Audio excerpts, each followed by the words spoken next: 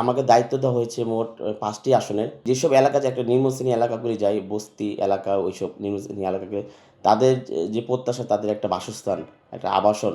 এই আবাসন কিন্তু বিএনপি কিন্তু সর্বপ্রথম করে দিয়েছে। আসলে গত ১৭টা বছর পর এই স্বৈরাচারী সরকার যে একের পর এক অবৈধ ভোটে নির্বাচিত হয়েছে, স্বৈরাচারী সরকারের পতনের পর আমরা এই ১৬-১৭ বছর কিন্তু একটা গণতন্ত্র এবং ভোটাধিকার প্রতিষ্ঠার জন্য কিন্তু আন্দোলন করেছি। আমাদের চেয়ারম্যান সাহেব দেশে আসা আগ পর্যন্ত আমরা এই অন্তর্বর্তীকালীন সরকার যখন সরকার গঠন করলো, আমরা কিন্তু নির্বাচনের অপেক্ষায় ছিলাম। চেয়ারম্যান সাহেব আসার পর পুরোপুরি শিওর হয়েছে যে দেশের মানুষ যে একটা নির্বাচন হতে যাচ্ছে। এই যে কাঙ্ক্ষিত প্রত্যাশা নিয়ে এতদিন বসে আছি। একমাত্র স্মার্ট সিটি বসুন্ধরা, আধুনিকতায় এক ধাপ এগিয়ে। তো এই আজকে দিন বাদ গেলে আর ৯টা দিন বাকি নির্বাচনের। যে এই মানে এতদিনের যে প্রত্যাশার দিনগুলি ঘনিয়ে আসছে এবং আমাকে দায়িত্ব দেওয়া হয়েছে মোট ৫টি আসনের।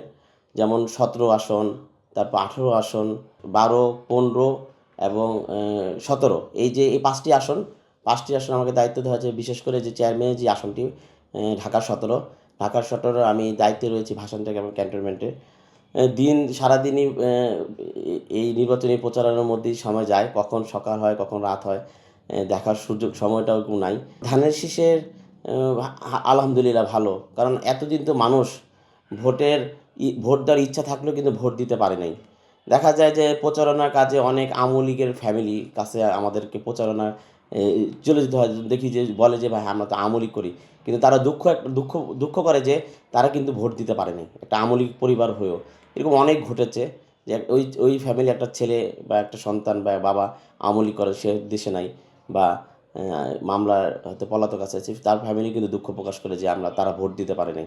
যে এই যে প্রত্যাশা এতদিন পর যে মানুষ ভোট দিতে পারবে, মানুষের গণতন্ত্র এবং ভোটাধিকার প্রতিষ্ঠার জন্য যে আমরা গত ১৬টা বছর নিপীড়ন নির্যাতন সহ্য করেছি। আপনারা জানেন যে এই নিপীড়ন নির্যাতন সহ্য করতে গিয়ে আমাদের দলের অসংখ্য নেতাকর্মীরা গুম খুন হয়েছে। তারপর ক্রস ফায়ারে নিহত হয়েছে। তারপর এই যে ৬০ লক্ষ নেতাকর্মী যেন মামলা দেওয়া হয়েছে এই গণতন্ত্র প্রতিষ্ঠার জন্য, ভোটাধিকার প্রতিষ্ঠার জন্য। বিএনপির প্রতি প্রত্যাশা, বিএনপি যখনই সরকার গঠন করে, আসলে আমি যেসব এলাকা যে একটা নিম্নশ্রেণী এলাকাগুলি যায়, বস্তি এলাকা, ওইসব নিম্নশ্রেণী এলাকাকে তাদের যে প্রত্যাশা, তাদের একটা বাসস্থান, একটা আবাসন। এই আবাসন কিন্তু বিএনপি কিন্তু সর্বপ্রথম করে দিয়েছে। যে কয়বার বিএনপি সরকার গঠন করেছে আমাদের দেশনেত্রী বেগম মরহুমা খালেদা জিয়া। তো উনি সরকার গঠন করার পরই কিন্তু এই যে যারা নিম্ন শ্রেণী তাদেরকে বাসস্থানের একটা সুযোগ করে দিয়েছে। তাদের এটাই চাওয়া আরকি। আর এমনি ধানের শীষের তো আপনি জানেনই ধানের শীষের ব্যাপক আছে, সারা আছে সারা বাংলাদেশে।